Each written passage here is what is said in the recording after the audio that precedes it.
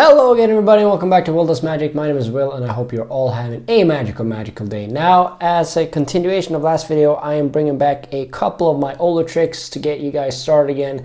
Now, I believe this was actually one of the first trick I ever showed on this channel. I think the original name for it is the 4 Jacks. So if you have seen that video, you've been a follower since pretty much the beginning, because that probably was my first or second video ever posted. But it's a super fun, quick card tutorial that requires a bit of sleight of hand, but nothing too advanced at all. If you do like this video, please show up by hitting the like button down below. Comment also what you guys want to see in future videos. And as always, if you're new to the channel or if it's the first time you see me, hit that subscribe button. But without further ado, let's get into performance and tutorial of this trick.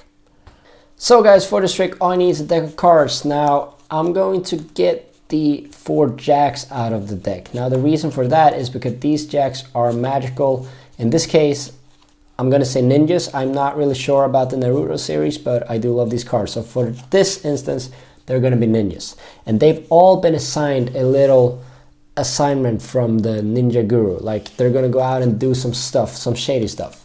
All right, so we got the 4 Jacks here. I'm going to pick them all up. Now, the first Jack, he's pretty much the youngest one, so he's going to do the easy job. The second one is the second oldest, the third one is the second youngest, and the fourth one is the oldest one. So he's going to keep track of everything. So the first Jack, he goes near the bottom, and he goes to get resources for the event. The second Jack, he goes and tries to get the weapons for the assignment. The third one, he goes to clear everything. So he goes through security, sees that nobody's going to see anything, and the fourth Jack is going to stay in town to keep everything under control. So the first one goes in, the second one does his job, and the third one goes all the way. So all the Jacks are now in different spots of the deck or the world. Now trouble happens, and the oldest Jack, the one who sits in town, sees this and calls his other brothers.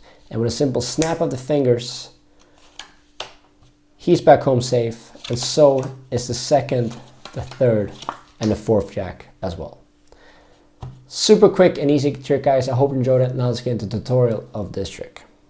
So guys, for this trick, all you need is a deck of cards and any 4 of a kind. I like to use the Jacks because they don't get as much attention as usual, but you can use the Kings, Queens, 10s, 7s, 4s, whatever you want to use. Now, this trick is basically set on one principle, and that is a pinky break and also the biddle grip. So I've showed the pinky break before, but I'm going to show it again, and also the biddle kind of technique that you're using. So let's say you pick out any 4 of a kind. Let's say the Jacks as well. So you're going to set up and you're going to find all the Jacks. Now I believe these are all going to be in order somewhere right about there. And now once you've picked out your 4, you can ask the audience which 4 of a kind you want to use. And then you're going to make up a story. Now, since these are kind of ninja theory or themed, in my opinion, I use a ninja story. If you have the kings for something else, you can use that they're king of different houses. If you have the 10s, you can say that they're servants of past Roman empires. Whatever you want to say, you want to make up a little story here.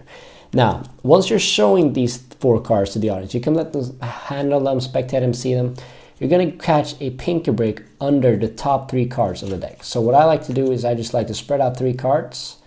And then from the bottom here, when I'm spreading out these cards, I'm grabbing a pinky break underneath or push it up towards that 3rd card. So when I square up the cards, I get a clean pinky break underneath those top 3 cards. All right, so just spread them out, grab a pinky break, and that's it. Now, once you recollect these cards, you're going to stack them up, and you're going to put them all on top of those 3 cards. That means you now got a pinky break above 7 cards here. Now, when you're going to regrip these, you want to put your thumb on the bottom short side of the cards, your middle finger on the top short side of the cards, so you're holding it in a biddle grip. Now you want to hold this quite firmly because you don't want the cards at the bottom to spread out. So you want to keep this intact, squared, and hold it quite firmly. Now here comes the story part. So you're going to say that the first Jack is going to do something, and while you're doing that, you're going to peel off that first Jack using your thumb. Now this is why you want to hold them quite firmly, because if you don't it and you kind of spread them out, it's going to be a slip somewhere in the deck. So keep it quite firmly, and then you pull off with your thumb, you flip it over. You do the same thing with the second Jack, and the same thing with the fourth Jack. Now, when you come to the, or third jack, when it comes to the fourth jack, you're going to put the card back on top, which they believe is a single jack, but you're actually holding about 4 cards right here. So you're going to put that back on top, and now you're going to say, all right, so now they're going to do whatever they're supposed to do. So you're going to peel off that first jack a bit behind, and you're going to take the first card, which isn't a jack, but is what they will think is a jack, and you're going to put it towards the bottom of the deck. You're going to do the same thing with the second card, which is not a jack, and you're going to put it somewhere in the middle of the deck, and you're going to do the same thing with the top card and put it somewhere close to the top of the deck, just like that. Now you can even show this to the audience. Be sure to not show the bottom, but you can show them like they're going in different places, all right? So you can see that they're all clearly going in the deck, and then you can all just push them in at the same time. And now from here, the trick is pretty much done. So all you got to do is you got to find a snappy way to kind of get the story going. So the first or oldest jack on top is calling them back. So he's going to call back, you snap your fingers, and you got 1, 2, and 3 back as well. So however you want to do the storytelling is fine. Just make sure that it's interesting and kind of catchy, and make sure that you understand what kind of audience you're playing with. If you're older or younger people you're doing it towards, if you're doing it to people with certain interests or something, make it so that they're understanding what you're actually saying. That would probably be the biggest key point out of this. The sleight of hand, as I said, is not that hard at all, and this is a super quick and easy kind of opener trick, I would say, just to kind of get them going, get them thinking a bit, but nothing more than that. So that's going to be it for today's video, guys. I hope you enjoyed it. If you did, leave a like on the video, comment on what you guys want to see in the future videos, and also if you're new to the channel or it's the first time you're seeing me, hit that subscribe button and turn those notifications on. I wish you all a magical day, and I'll see you in the next video. Bye.